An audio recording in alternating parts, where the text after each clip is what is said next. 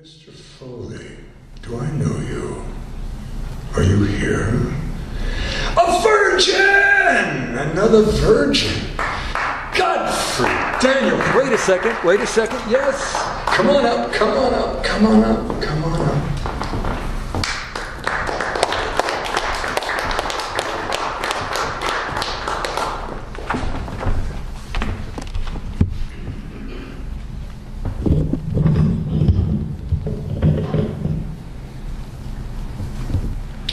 Too empty. Simply in a sound, in my own cul-de-sac, memory repeats again to me, again in the sound of news stories.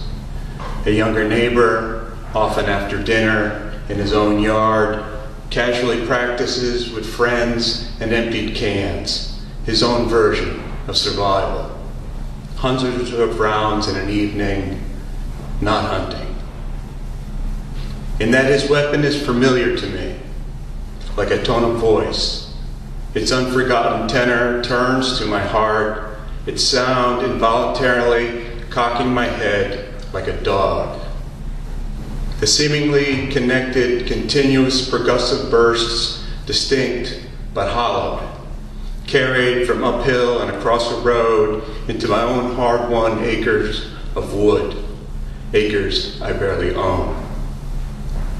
In Las Vegas, simply the same evening, 470 shot with 1,100 rounds in a crowd of 22,000. A type of war. Individual choice seems to begin without end. Civilians want military weapons as things to own.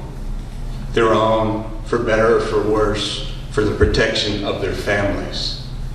When most honestly, most often, we can't protect ourselves from ourselves. At midlife, my own hearing is partially lost to the parts of sound. My own abstracting of war in no war. The repeated hammer and discharge does not burn off, even at this distance. Even my neighbor at his rifle range re-toys even mid-morning Sundays. I am still watching my younger self struggle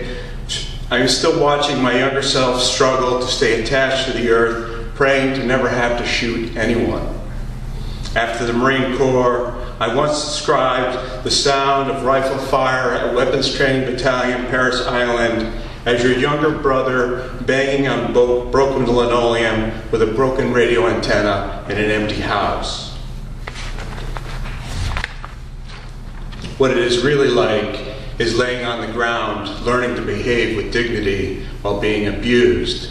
Simply, the drill instructor bends down and theatrically screams in your face until you hit a bullseye. Experience thoughtless relief as a bullet strike near to center mass, then more shouting, and then nearer again to another. In training, there is no freedom in any part of it. Ask any god or dog. The process is simple. You wrap the shoulder strap around your arm like a tourniquet, pull the trigger between breaths. The plastic stock in your hand feels like nothing. That I could not leave did not help. In boot camp, I had no house I could sell, no illusion of any freedom I could buy with any amount of money. Though I thought I chose, there I could not will myself to love the smell imminent from the spark of a bullet. I would give to you, my neighbor, any former uniform if I thought it could in any way help you to stop.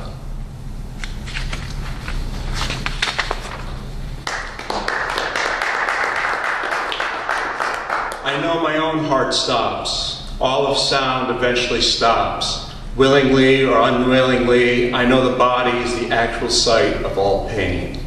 The grid of steam pipes on this island overhanging all our training. I know the diagrammatic direct way in which any body betrays itself in the very simplest of stress positions. Even now, I feel this aggression beaten to me from before Parris Island, but made larger there to look like the outline of a torso and a head as each target moves further away. 500 yards to tear the body with something that weighs less than a dime, as close or as far as a neighbor.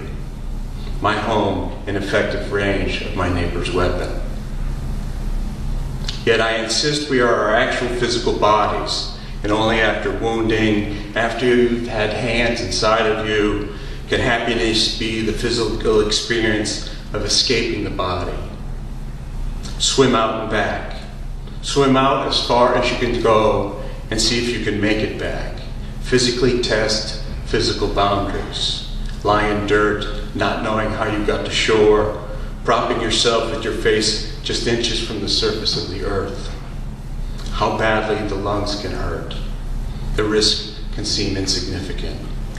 The wet sand glistens, the shadow of the other bathers wavers on the ground, each one's physical experience, private.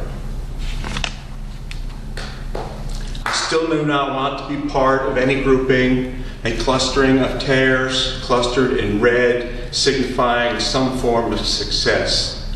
The pierced heart of another, even that other is a person-sized outline on a piece of paper.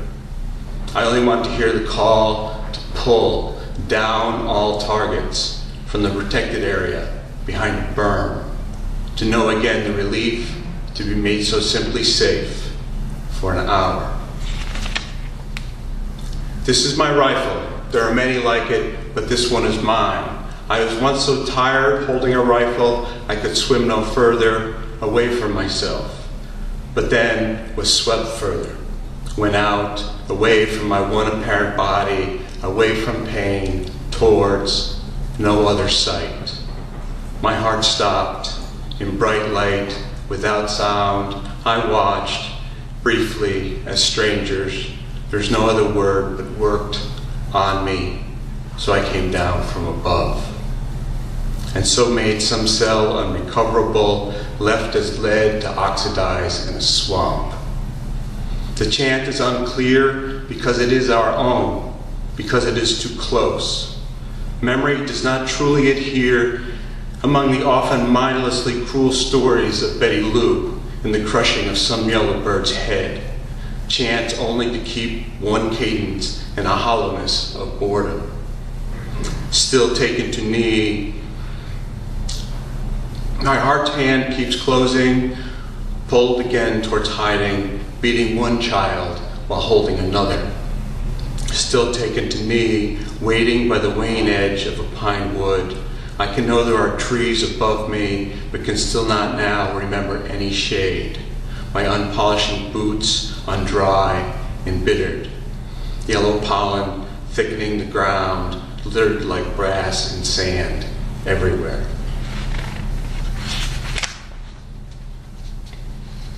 You are your body, and my body is mine. The muscles of the heart stop growing at age 10. Books can tell me the boundaries of the skin are ever changing, that each at our surfaces emerge again, holding our container's youngest cells, each in a way for sound to enter and for boundaries to be broken. Tell to me of your injuries. I myself have never been shot, never exploded. My family and most of my neighbors never shot at. At 56, of hard use, pieces broken, healed, partially healed, removed, is to admit at some private shore that the only pleasure spot left on my body is at the top of my head. Scar is simply scar, unchanging tissue, the reminding of and illustrated forgiveness, the unlike discolored regions of the skin, the very cells that once saved me. Yet, we are mostly identified as divisions of repeating cells. Science articles can tell my mind that every part of this, and also that it is only illusion, that these, the same legs, that these are the very same arms I had as a child.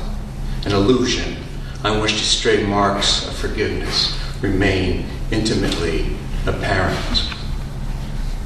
Every cell, excepting those inside of the eye, or the cerebellum, every bone, every bit of unbroken skin, accepting the often untouched scars, the blood, every piece in plain fact is different from what we were born with, or what was yours 10 years ago, 1 year ago, 33 and a third years ago. Pick a number.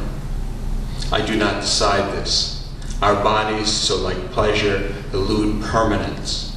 We persist by being constantly replaced. Our newest combatant cells, so innocently arriving, their impermanent outlines, petitioning protection. A neighbor's seemingly thoughtless, often ending, starting again, noise. Fellow bather, to whom can I say I know your practice, but not your purpose? This close, shouldered, nightly emptying of rounds. Oh, on distant sound, remind me of how very close I did once listen, voluntarily. Press your upper body up from wherever this self has now found another washed ashore. From whatever piece of this earth your arms are on now, from what was hurt, what was lost, from what did or did not recover. Trammel between the emptying sounds. This sound of ringing, beating now to the beach of my bared yard, of your supposed isolation, this errand of privacy is not yet the hurt or loss of today. It is a previous vanishing war, calling to a sea, pulling in its continuous repeating. The flatted arc and cohate past ascension, slowing, brief, unreturning, out past any target or burn, willingly or unwillingly in repetition. My body, my country, 'tis thee. Stand in littered sand, walk away from hollow sounds, push up from these waters, walk away. Thank you.